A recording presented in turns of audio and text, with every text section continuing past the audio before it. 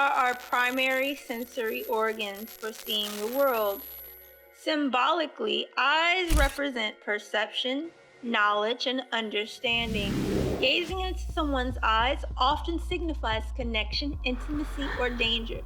In addition, the gaze itself is often depicted as an intense, penetrating stare, transcends mere eye contact. It carries with it a weight of symbolism, cultural significance, and supernatural power.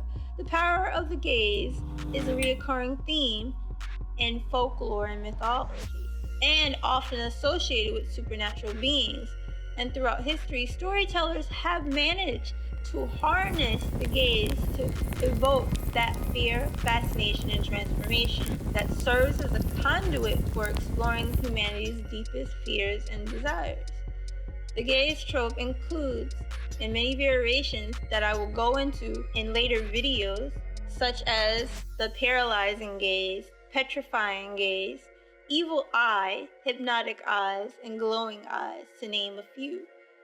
And it's a common theme in mythology and fiction, even though it's not common in werewolf mythology. In the context of werewolf lore, these variations can also be associated with different aspects of a werewolf's vision, eye color, and eyesight. The werewolf gaze. To get a better understanding of a werewolf's eye color, eyesight, and vision, we must first decipher and break down the werewolf stare, or most commonly, the werewolf gaze. Once again, the gaze motif is not common in werewolf lore.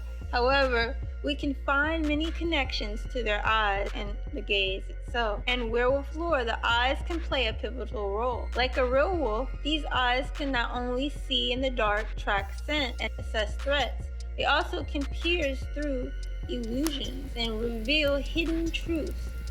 The transformation from human to wolf can be said to be marked by the eyes.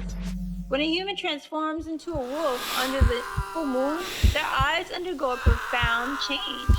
The once human gaze becomes primal, feral, and bloodshot.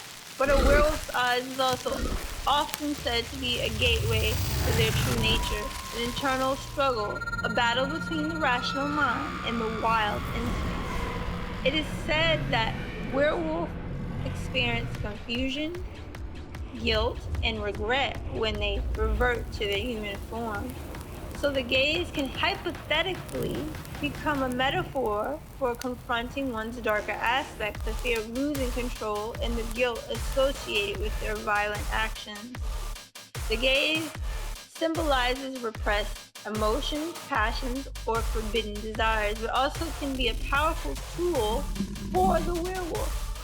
It is a potent weapon representing vulnerability or a warning to stay away. It is employed either to deceive or to instill fear, acting as a conduit for the werewolf to exert influence over others. This is what makes the werewolf gaze and narratives such as Little Red Riding Hood, which I will go further in a later video revisiting Little Red Riding Hood, in various werewolf folklore, is a significant instrument for the werewolf, reinforcing their status as a formidable predator. The gaze, it can represent the wildness of nature and the power it holds over its victim. When the eyes lock with the human, it reveals the struggle between conscious restraint and primal impulse. It is often described as being intense or piercing. It is said to be so intense that those who fall under the spell of a werewolf's gaze may never escape its hold. Some legends suggest that meeting a werewolf's eyes brings misfortune. The eyes becomes a harbinger of fate, a silent warning to those who encounter them. According to legend, the gaze imprints upon the soul, signaling that the victim is now part of the werewolf's world. Some believe that this encounter triggers a dormant curse, awakening the beast within. Who knows, really? But one thing is for sure, there is an inescapable fate as the werewolf's victim, determining their grim destiny. Moreover, you could say the gaze becomes a silent pact, an irreversible bond between predator and prey. The werewolf stare hypnotizes its victim, rendering them unable to move or act, thus creating a significant aspect of werewolf lore surrounding their penetrating gaze.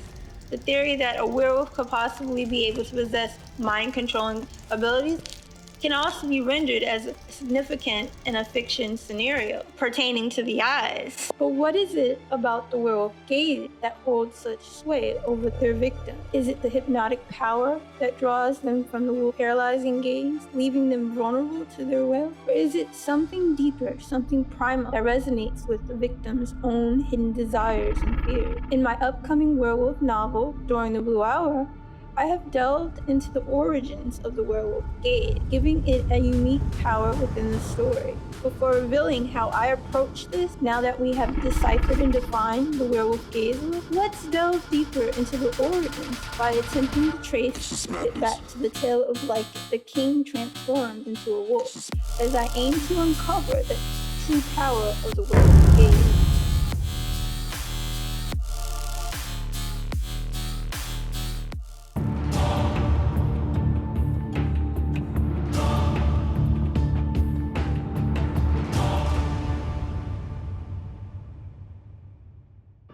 Origin of the werewolf gaze. There are many more along the terms that say the gaze of a werewolf originates in a line with the wolf itself, that nature gave the wolf its eyes. One belief documented by Pliny the Elder's Natural History, pages 8, chapter 34, recounts that in places like Italy, it was believed the wolf's gaze was harmful, and their gaze was so powerful that they could take the voice of any man they saw first. However, cultural interpretations about the origins in the werewolf gaze vary widely. There are many bestiaries, like the Rochester Bestiary, a richly illuminated manuscript describing the appearance of inhabitants of a large number of familiar and exotic animals, both real and legendary, that hold information about medieval accounts and details of wolves who paralyzed their victim with their gaze. Like this picture of a miniature of wolves, and below the man you can see is paralyzed by the wolf's gaze as he stares upon them. We'll delve deeper in discussing the image on a later episode, but it can be assumed that by looking at this image, we estimate that it was written and painted anywhere between the 5th to 15th century, and based off how the image aligns with the insular art style aesthetics, but could easily be situated into the Romanesque art, whoever painted it could be referencing the scene to an earlier time before them, most possibly to the time period in the classical antiquity, per the suggested style of the image. Therefore, the wolves and the man depicted in the medieval style illustration could be referring this ancient period of coexistence, thus insinuating an origin point of where the supernatural gaze of the wolves could have first existed. However, while the image itself is not proof, it could also be seen as a representation of the long-standing cultural narratives that associate werewolves with a powerful and transformative gaze, a concept that we can assume indeed originated in classical antiquity. In other European folklore, werewolves were often associated with witchcraft and accused of practical dark magic. Some even go as far as to say the gaze of a werewolf originated from the transformation of a witch's power. This is apparent through where much of the medieval European literature presented a man trapped in bestial form through an external agency, usually a curse or enchantment. Moreover, the gaze would mark the moment of transformation. Greece, one of the well-known ancient civilizations where the concept of the werewolf is believed to have originated, has been a topic widely discussed among scholars in academic circles, particularly in relation to classical Greek folklore, where the idea of a human transforming into a wolf-like creature has been supposedly documented. Moreover, it is common knowledge that the first recorded instance of a werewolf in Greek mythology involves King Lycaon. I will go in depth and full on another video series at another time about the legend of King Lycaon overall, but today we will only discuss his eyes and his gaze. So he was transformed into a wolf by Zeus as retribution for his malevolent actions. However, what remains largely unexplored is the fascinating aspect of folklore that suggests a wolf's stare has the power to immobilize humans. Even more intriguing is the speculation surrounding whether King Lycaon himself possessed this ability, potentially making him the progenitor of the infamous werewolf gaze. This lesser-known detail adds a layer of complexity to the myth of King Lycaon and the origins of werewolf lore. The idea that he could have been the grandfather of the werewolf gaze, possessing the ability himself, opens up a realm of possibilities for further exploration and interpretation. By delving deeper into this aspect of the story, we may uncover new insights into the nature of werewolves and the supernatural powers attributed to them in ancient mythology. Some sources suggest that King Lycaon's eyes was either an amber gold, obsidian black, or crimson red. We'll go more in depth on his eye color in another video later in this series. Moreover, his eyes may have reflected infernal fire. Fact of the matter is that he had darkness in his soul, and it bore his transgressions, and that his gaze was like a starless night that might have held secrets. Some insist his transformation was not only physical, but also psychological, and that when Zeus transformed him into a wolf, that his soul burned with wrath, and it was said that Lycaon became a savage beast who terrorized the countryside. Gerald and the Werewolf, an essay written by Carol Walker Bynum, states on page 16, when recounting Ovid, that Lycaon turns into a wolf yet retains some traces of his former soul. In a historical study of the werewolf in literature by Kirby Flower Smith, on page 15, he says that Ovid has Zeus tell his side of the story, and in his quote about Lycaon's transformation, that first moment he was turned into a wolf, Zeus mentions that even though he is turning into the wolf and raving mad, the man that Lycaon was could still be seen through his glaring eyes, revealing the truth of who Lycaon really was, a brutish man. Thus, this statement that is said by Zeus is implied that it is through his glaring eyes that we see his savagery. And although it was said by Ovid, explained in this paper by Bynum, that Zeus said Lycaon still delighted in butchery. Maybe Zeus's account of Lycaon in this way is only because he was mad and upset that Lycaon tried to trick him, a god. But then again, it would be assumed by the way Zeus described his transformation that it can possibly be implied that Zeus himself allowed Lycaon the power of the gaze to torture Lycaon even more in order for him to be reminded of his true human self. Accounts by scholars like Pentronus and Gervas of Tiberi describes werewolves as being affected by cycles, emphasizing the symbolism of transformation. We can thus speculate and hypothetically imply that Lycaon's gaze possibly could have originated from a pact with either Selene or Artemis, the moon goddesses, for the simple fact that they are all connected with the moon and night in various ways. Even though we know this is not based on any existing Greek myths, this speculative theory can correlate with academia circles and research found about Selene, Artemis, and Lycaon's overall transformation.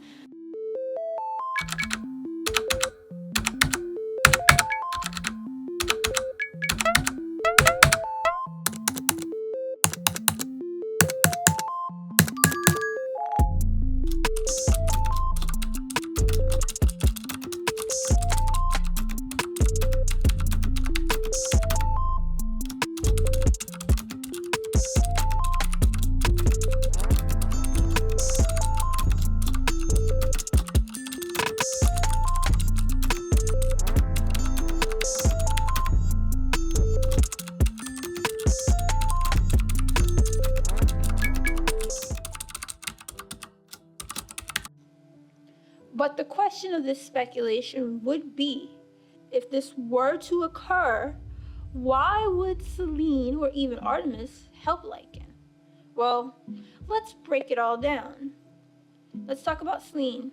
Selene, the moon goddess, might choose to help or guide Lycaon, the werewolf, due to empathy for his plight, a desire to maintain balance, curiosity about his unique situation, or their shared connection to the night. And then there's Artemis. I wouldn't say she would help him, but she would probably try to punish him more. Artemis is significantly more vengeful than Selene, as evidenced by numerous myths where she exacts severe punishments on those who offend her or violate her principles. The scenario is more conceivable since she is the daughter of Zeus. She would be just as angry as her father and would have wanted to see Lycaon suffer. And then also, since Zeus turned Lycaon into a wolf, the wolves are in her domain since she's the goddess of the wild. Let's think about it. I think he could be desperate to regain his humanity, and so he pleads with Selene or either Artemis in exchange for his loyalty. Selene might infuse his eyes with the lunar power, and so it is suggested that Lycaon's gaze became a reflection of Selene's eternal watch over the night sky. But if it is Artemis who gives him the wolf's gaze, it could be out of spite from what he did to his father Zeus. To the fact of it being, it was said that mortals feared his gaze because of that very thing. His gaze probably could paralyze victims through sheer force of will. The paralysis wouldn't necessarily be physical, but it would probably have affected their minds, freezing them in place, rendering them powerless to flee as he gave them just a glance.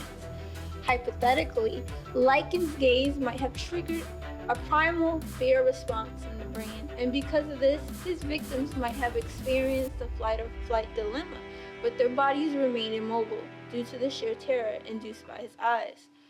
Whether this is actually true or not, the story of him asking Selene or Artemis for help in regaining his humanity could be conceivable.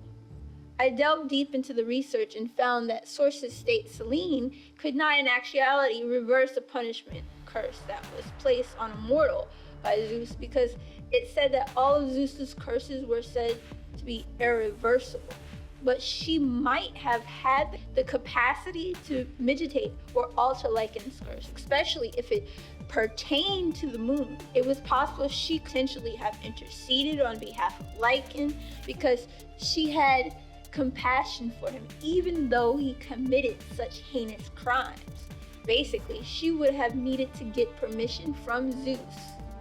Moreover, it could have been the compassion out of what she witnessed Lycaon suffering and recognized the potential for growth within his curse, or simply she made an arrangement with Zeus, and Zeus had to okay her, giving Lycaon this powerful ability that only the gods had access to, of course. She would have proposed a pact in exchange for his werewolf gaze. Lycaon would serve as a guardian of the night, or a harbinger. There will be another video in this series where I will discuss the harbinger werewolves and how they all have red eyes. His gaze would have protected mortals from unseen dangers, revealed hidden truths, and or offered solace to lost souls if this were to occur by Selene's hand. Moreover, his intense, powerful gaze that she would have bestowed on him through lunar powers would have served as the conduit for the primal energy, the same magic that fueled the metamorphosis of his transformation from man to wolf when Zeus cursed him. His eyes that would now be wolf-like and gaze, now filled with the lunar power, would be able to pierce illusions and reveal hidden truths. And so if this happened, if Lycaon gazed upon someone, he would be able to discern their deepest fears, desires, and secrets. Some go as far as to believe that Lycaon's curse could not be punishment, but might be cosmic equilibrium because of his potential pact, the supposed moon goddess Selene. However, if he made the pact with Artemis instead, that wouldn't be the case. However, she probably would have still had the power like Selene to bring balance to the cosmic equilibrium, but instead with a twist, as she would have been getting revenge for her father, like I stated earlier. Although it is not known for sure in Greek mythology what her opinion was about the matter, it is for certain she probably would want to seek justice. However, Greek mythology in itself leaves much to interpretation and speculation. Lycaon's hubris, moreover, would have disrupted the balance between gods and mortals. By becoming a werewolf, he bridged the gap, his eyes symbolizing the dual nature of existence. In addition to the wolf gaze, like the term werewolf, the word werewolf gaze was not prevalent throughout ancient Greece. So the wolf gaze would have been a power that was given through overall transformation of the wolf.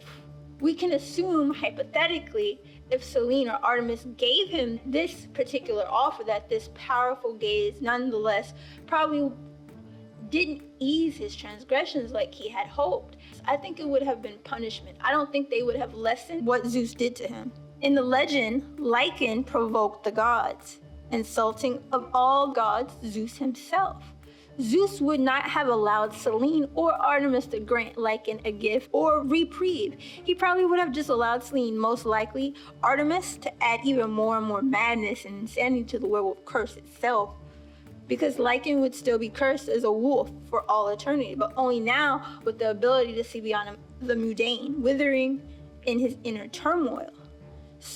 But that powerful gaze, this right here, would have been the ultimate revenge for Artemis.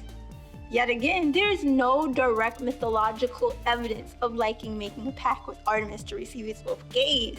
And since we don't know for sure whether Lycaon even had this ability or not, this is just my speculation about one of the origin stories that could be conceivable and exist about the powerful gaze of the werewolf. Lycaon's intense, powerful gaze remains a mystery, since it was primarily just part of his transformation as mentioned earlier. But was this a curse or a gift? Did it originate from Selene's grace or the wrath of Artemis? We do not know for sure. But what we do know from the previous lore and fiction is that to meet a werewolf's gaze is to invite doom. Those who lock eyes with these cursed beings often suffer dire consequences. Some will say it's a curse passed down through generations, a punishment for sins committed by ancestors. Others will believe it's a cosmic balance. The power of the werewolf's gaze is a rich subject for exploration, rooted in ancient myths and the human psyche's depths. It's a concept that has evolved over centuries, but continues to fascinate and terrify us with its intensifying mystery. The gaze, moreover, represents a shift in perception. For when a human meets the werewolf eyes, they momentarily step into the wild, instinctual realm. Moreover, what if the eye's power lies not only in their physical gaze, but also in their ability to alter reality? What if the powerful werewolf gaze was actually a portal to another existence, a mirror into the very essence of our being? Wait, there's more. Bonus. The power of the werewolf gaze in my current werewolf work in progress during the Blue Hour. In my work-in-progress werewolf novel, During the Blue Hour, all the werewolves get their powerful gaze from the wolf god Corian, the Northern Lights, a gift that befell on the part of a curse when he died and he was shattered into pieces, allowing them to go from beast to man. And even though all the werewolves of the Blue Hour have the powerful gaze, only one werewolf in my whole series has the power to paralyze their victim with their gaze, and that is my main character, Serena. She only realizes she has this ability towards the end of the novel after her first transformation. However, throughout the novel, my main character, Serena, unaware of her ability, is often seen staring down people and paralyzing them in place for mere seconds. Her werewolf gaze is so powerful to the point that in one instance, while dancing at a performance, she unknowingly put people in a trance and tries to consume their hearts. If you like this werewolf essay video and you want to see more werewolf lore and content involving my work in progress during the Blue Hour, hit that like and subscribe button on this YouTube channel. And then head over to my website to join the Werewolf Pack newsletter to stay up to date with all new werewolf topics, news, and lore. But first, let's start a dialogue. Here's a poll I created, and it looks like, but what do you think the power of the werewolf gaze is? Was like werewolf gaze a curse or a gift? I want to know, so let me know in the comments below. What other topics about werewolves would you like to see? In the next episode, A Guide to Werewolf's Eyes, What Color Are My Eyes? We will explore the possibility that the werewolf gaze could indeed be a window to the soul.